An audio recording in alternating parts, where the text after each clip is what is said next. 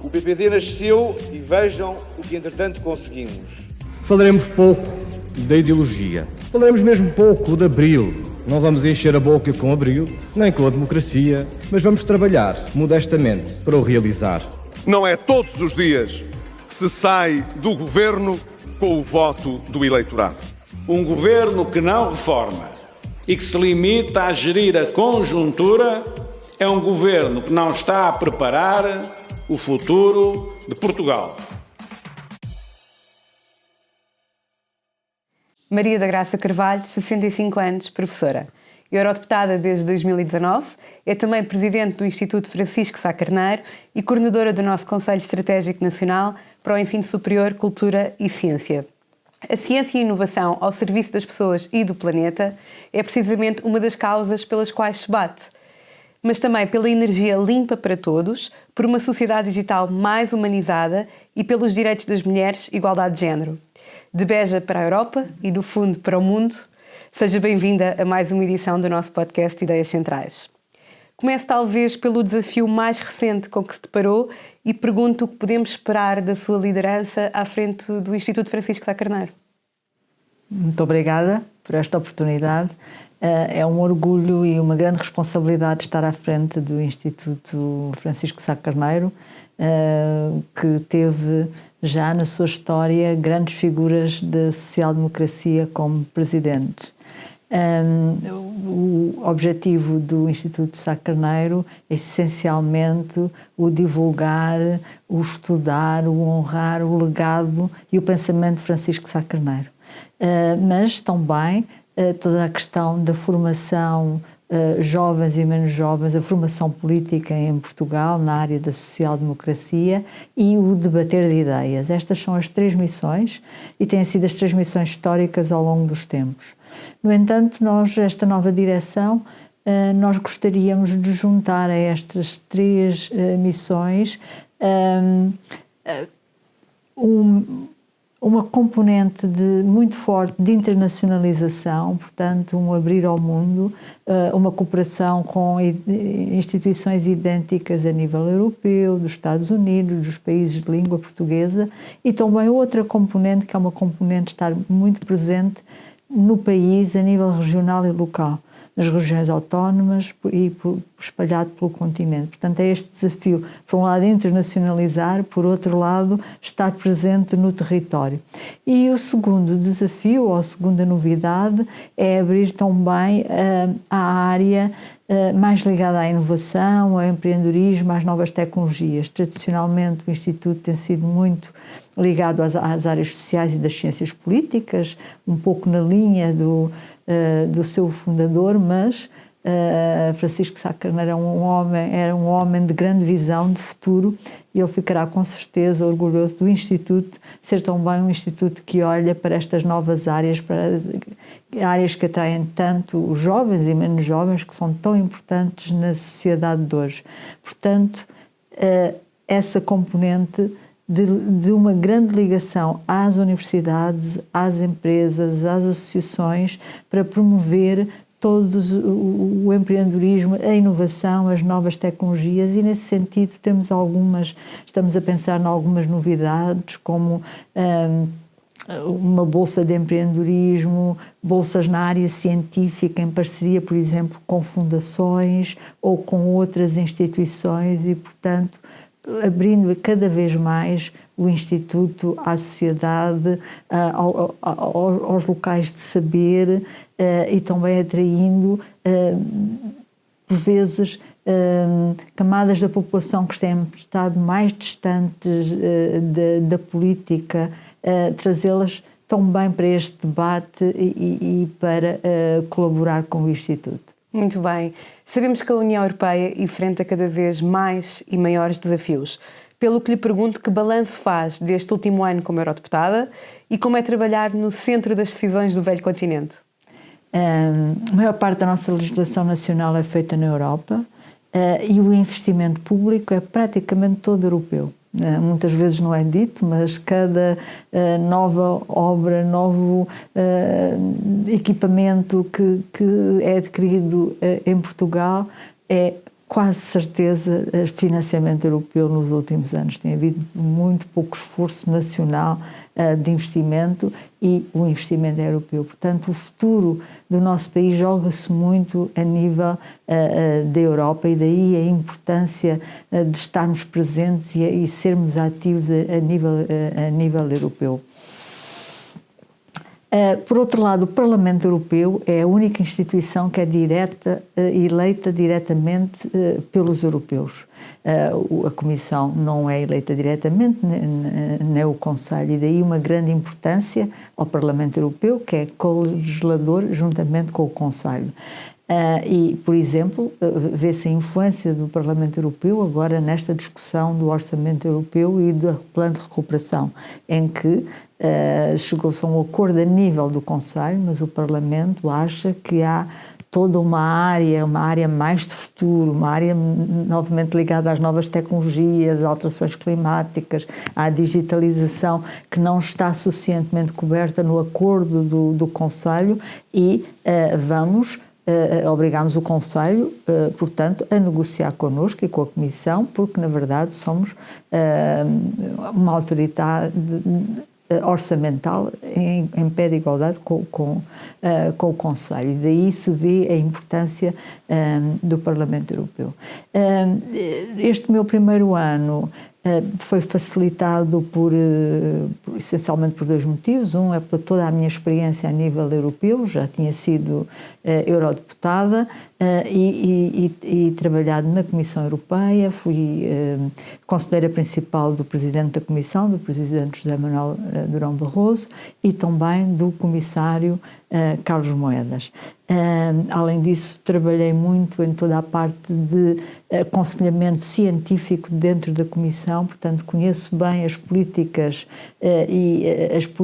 europeias e como funcionam as três instituições. Também como Ministra tive assento no Conselho e, portanto, é interessante, é raro encontrarmos uma pessoa que conhece por dentro a Comissão, o Conselho e o Parlamento. Portanto, esta é uma das razões porque tem sido fácil a minha adaptação neste mandato.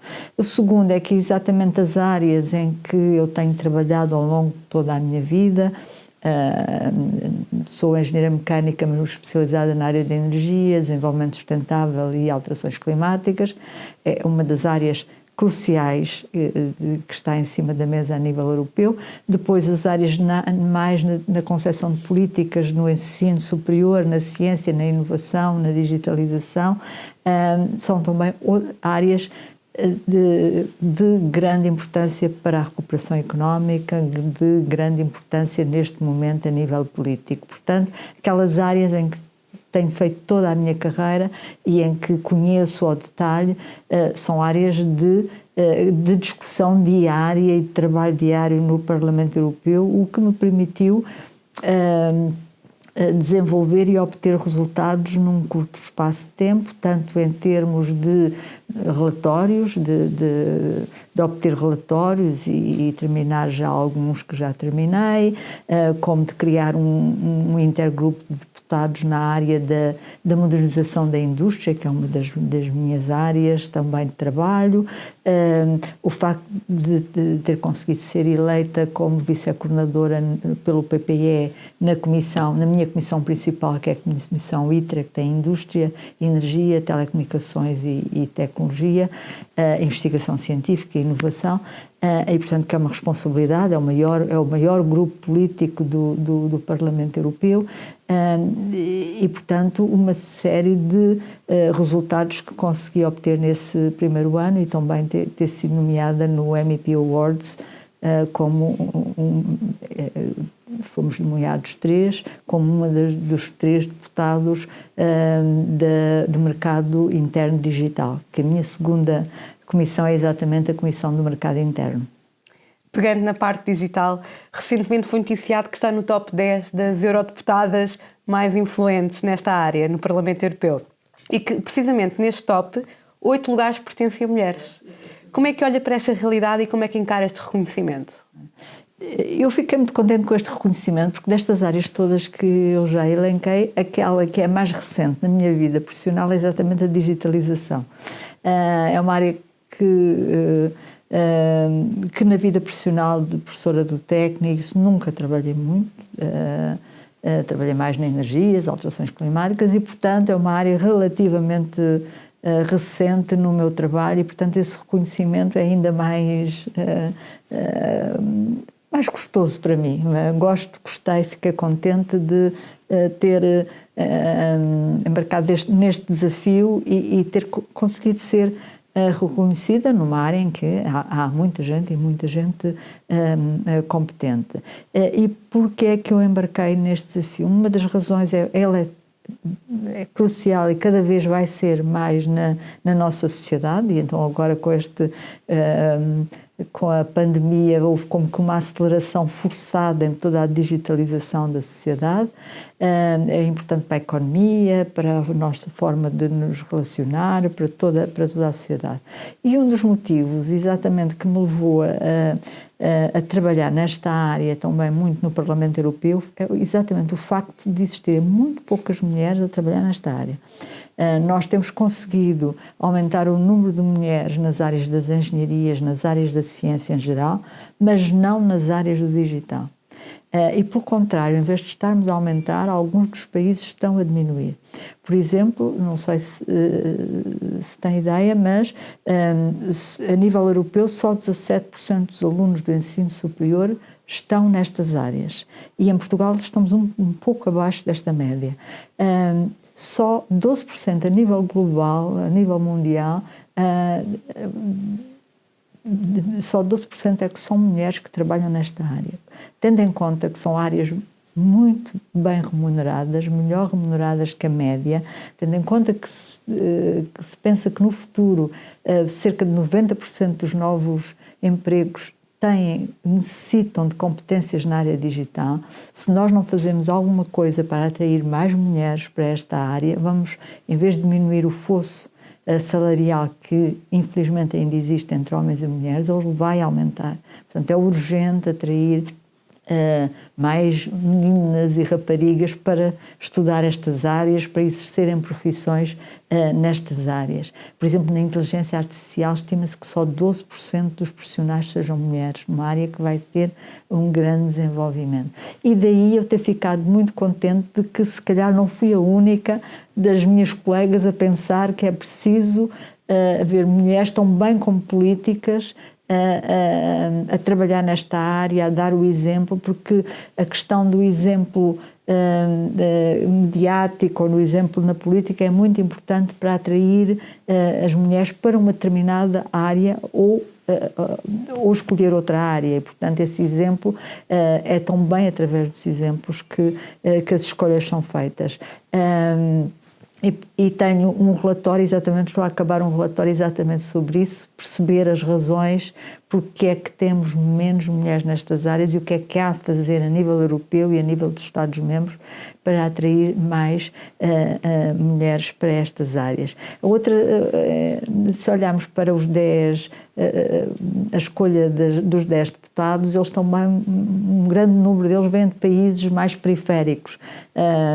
A Dinamarca, a Finlândia, a Grécia, a Bulgária, Portugal, que também mostra, esta também é uma grande oportunidade para países mais periféricos, porque deixamos de ser, começamos a ser centrais, não é? Eu estou numa conferência, teleconferência, tanto estou aqui como em Nova Iorque, como no centro de Berlim, e, portanto pode ser uma grande oportunidade para o nosso setor económico, para os nossos cientistas, porque todos passamos a ser centrais e deixa de haver esta ideia de periférico e central. A outra área que eu tenho trabalhado é exatamente na questão da ética da inteligência artificial, a ética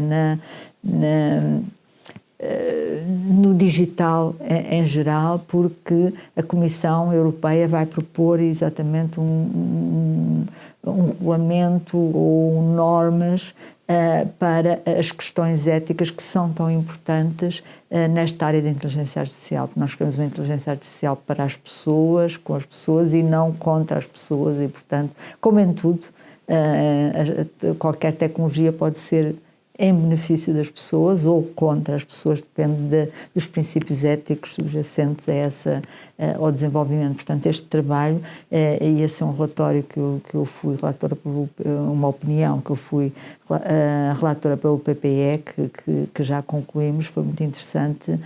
E, portanto, por tudo isto, há um critério, o Vote Watch, que foi uma das instituições que escolheu estes 10 deputados, justifica a influência política, a influência social, a influência política, a influência de conseguir influenciar a legislação através de relatórios, através de emendas, que tem sido muito o meu caso, mas também a influência social de promover debates com a população em geral, de liderar um pouco esses debates, introduzir novos temas no debate com a população e não com os especialistas em si, e eu tenho tentado fazer isso e fiquei muito agradada de terem notado, porque somos mais de 700 deputados e poderiam não ter notado que eu estava a fazer este trabalho. Muito obrigada por ter estado connosco em mais esta edição do nosso podcast Ideias Centrais. Voltamos em setembro. Até lá. Muito obrigada. Boas férias. O PPD nasceu e vejam o que entretanto conseguimos. Falaremos pouco da ideologia. Falaremos mesmo pouco de Abril. Não vamos encher a boca com Abril, nem com a democracia, mas vamos trabalhar modestamente para o realizar. Não é todos os dias que se sai do governo com o voto do eleitorado. Um governo que não reforma e que se limita a gerir a conjuntura é um governo que não está a preparar o futuro de Portugal.